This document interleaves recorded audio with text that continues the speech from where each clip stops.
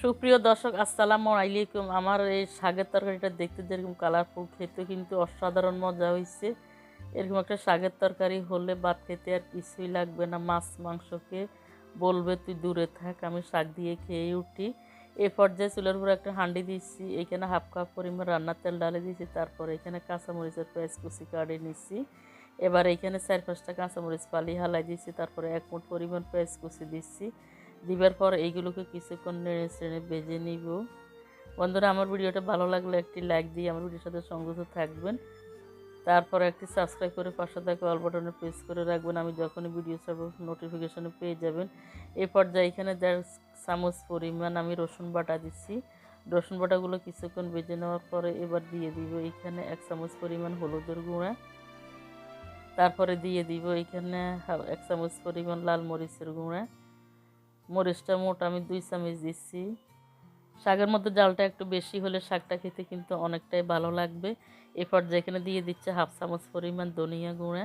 তারপরে দিয়ে দিব এখানে স্বাদ মতো লবণ। বন্ধুরা, আমার ভিডিওটি ভালো লাগলে আপনাদের বন্ধু মহলে বেশি বেশি শেয়ার করে দিবেন। এ পর্যায়ে এখানে আমি 1.5 চামচ পরিমাণ মশারি ডালকে সুন্দর করে ধুয়ে পরিষ্কার করে রেখে দিয়েছি।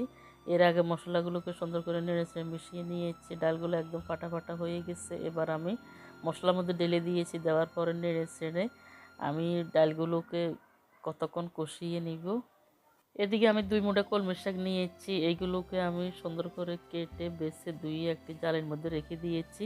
আর এইগুলোকে আমি এরকম বড় বড় করে কেটেছি, বেশি একটা কুচি করি না। বেশি একটা কুচি করলে রান্না করলে খেতে একদম মিহি হবে, ভালো লাগবে না। এদিকে তো আমার ডালগুলো প্রায় হাফ সিদ্ধ করে নিয়েছি। আর আমি অফ ক্যামেরা এখানে 2টা আলুকে ছোট ছোট টুকরা করে দিয়েছি।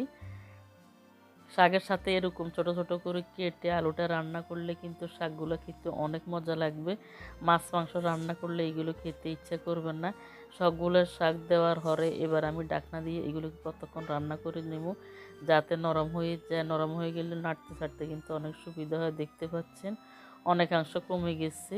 এবার এগুলোকে আমি শাকগুলো নিচে ফালাবো আর নিচের শাক আর আলুগুলোকে উপরে উঠাবো।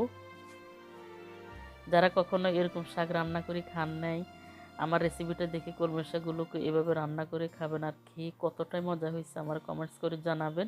আমি তো এই শাকটা রান্না করার পর আর কোনো তরকারি খাইনি। আমি এইগুলো দিয়ে শাকটা রান্না করে খেয়েছি, এতটাই মজা হয়েছে। শাকের মধ্যে বেশি একটা ঢাকনা দেওয়া যাবে না আর বেশি রান্না করা যাবে না, তাহলে শাকের কালারটা নষ্ট হয়ে যাবে। আমার শাকগুলো রান্না করতে করতে প্রায় হয়ে গেছে। এবার শাকগুলোর চুলাটা আমি বন্ধ করে দিয়েছি। আমি শাকগুলোকে একদম মাখা মাখা রেখেছি। আলু, ডাল আর শাক এরকম করে খেতে কিন্তু অনেকটাই মজা লাগবে। এরকম শাক হইলে রুটি পরোটার সাথে অথবা ভাতের সাথে খেতে দুর্দান্ত স্বাদের হয়। এবার আমি চুলাতে বন্ধ করে তরকারিগুলো নামিয়ে নিয়েছি। এই পর্যায়ে শাকগুলোকে আমি একটি প্লেটের মধ্যে সার্ভ করে নিব আপনাদের সুবিধার্থে। দেখতে পাচ্ছেন কতটা লোভনীয় লাগতেছে। যারা কখনো কলমি শাক এরকম আলু আর ডাল দিয়ে রান্না করেন না, আমার রেসিপিটা দেখে রান্না করে নেবেন। দেখতে পাচ্ছেন কতটা লোভনীয় লাগতেছে। বন্ধুরা, আপনারা আমাকে সাপোর্ট করবেন। আপনাদের মূল্যবান সাপোর্টে আমি সামনের দিকে আরও নতুন নতুন ভিডিও বানাবার উৎসাহ পাবো। এবং আমি এত কষ্ট করে ভিডিও বানাই আপনাদের জন্য। আপনারা যদি দেখে আমাকে সাপোর্ট করুন, তাহলে আমার ভিডিওটা বানানোর সার্থক হবে এবং আমার কষ্টগুলো সার্থক হবে। দেখা হবে নতুন কোনো রেসিপি নিয়ে। আল্লাহ হাফেজ।